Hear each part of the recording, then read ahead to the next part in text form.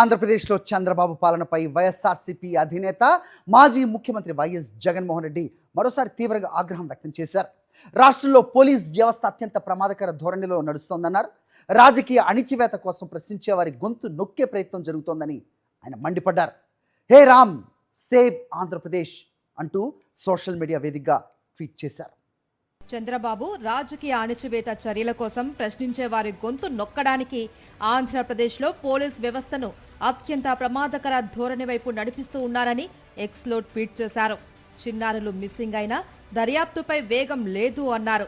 మహిళలపై నేరాలకు సంబంధించి ఫిర్యాదులపై కదలిక లేదు అన్నారు. గిరిజన మహిళలను వివస్త్ర చేసి దాడి చేసిన అరెస్టులు లేవు అన్నారు. కానీ సోషల్ మీడియాలో ప్రభుత్వాన్ని ప్రశ్నిస్తే మాత్రం కేసులు, అరెస్టులు, చిత్రహింసలు, నాన్ బెయిలబుల్ సెక్షన్లు పెడుతున్నారా అంటూ ఆగ్రహం వ్యక్తం చేస్తున్నారు. కాకినాడ జిల్లా తుని నియోజకవర్గానికి చెందిన చిన్నారి జ్ఞానేశ్వరి కనిపించకుండా పోయి 30 రోజులు దాటిపోయిందని, ఇప్పటికీ ఆ పాప ఆచూకీ లేదు అన్నారు వైఎస్ జగన్. తన కూతురు ఫోటోలు పట్టుకొని ఆ తండ్రి వీధి వీధి తిరుగుతూ ఉన్నాడని, పాప తల్లి ఆ బాధ తట్టుకోలేక తీవ్ర అనారోగ్యానికి గురైంది అన్నారు. ఒక చిన్నారి ఆచూకీ కనుగొనడంలోనే ప్రభుత్వం విఫలమైతే ఇక ప్రజల భద్రతకు భరోసా ఎలా ఇవ్వగలుగుతారు అని వైఎస్ జగన్ ప్రశ్నించారు.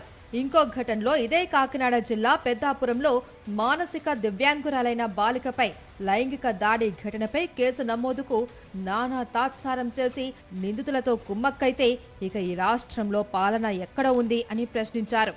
నెల్లూరు జిల్లా కావెల్లో టీడీపీ మాజీ కౌన్సిలర్ గిరిజన మహిళను వివస్త్రను చేసి దాడి చేశారు అన్న ఘటన రాష్ట్రాన్ని కుదిపేసింది.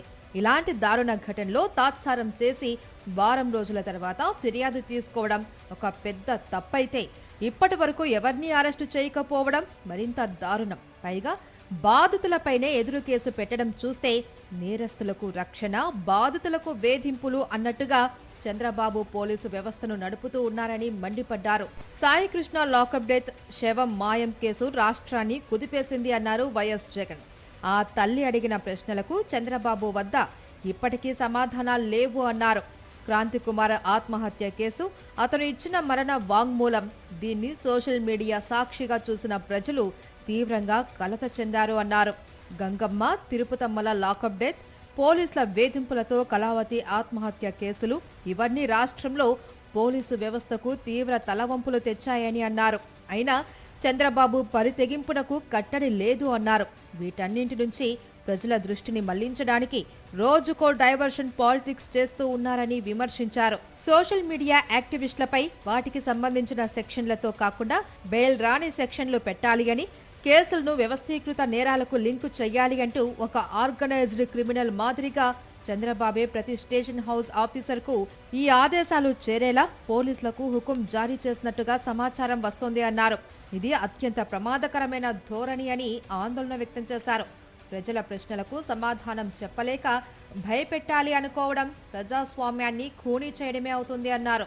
YouTube influencer, Osmania gold medal journalist కేవీఆర్ను సరైన చట్ట ప్రక్రియలు పాటించకుండా హైదరాబాద్ నుంచి భారీ పోలీసు బలగాలతో తీసుకురావడం, అతను చెయ్యని వాటిని చేసినట్టుగా ఎఫ్ఐఆర్లో పెట్టి జైలుకు పంపడం అత్యంత దుర్మార్గమన్నారు.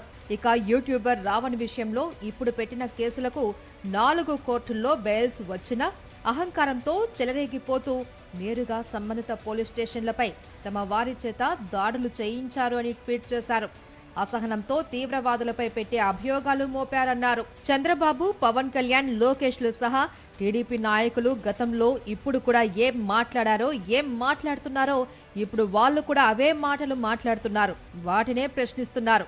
అలాంటప్పుడు మరి అవే అభియోగాలు చంద్రబాబు మీద కూడా పెట్టాలి కదా అని నిలదీశారు. విమర్శకులను నేరస్తులుగా చిత్రీకరించడం, వారిని చంపడం కోసం పోలీస్ స్టేషన్ల మీదకు తమ వారిని పంపి దాడి చేయించడం, పోలీసులు మౌనం వహించి ప్రేక్షక పాత్ర పోషించడం, ఇవన్నీ ప్రజాస్వామ్యానికి ప్రమాదకర సంకేతాలన్నారు. ఇది రాజ్యాంగ హక్కులపై దాడి, ఇది ప్రజాస్వామ్య విలువలపై దాడి.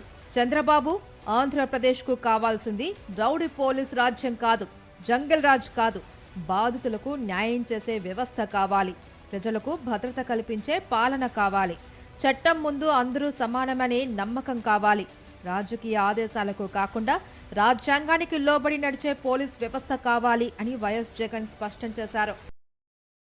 మరిన్ని అప్డేట్స్ కోసం ఛానల్ ను సబ్స్క్రైబ్ చేయండి. నోటిఫికేషన్స్ కోసం బెల్ ఐకాన్ పై క్లిక్ చేయండి.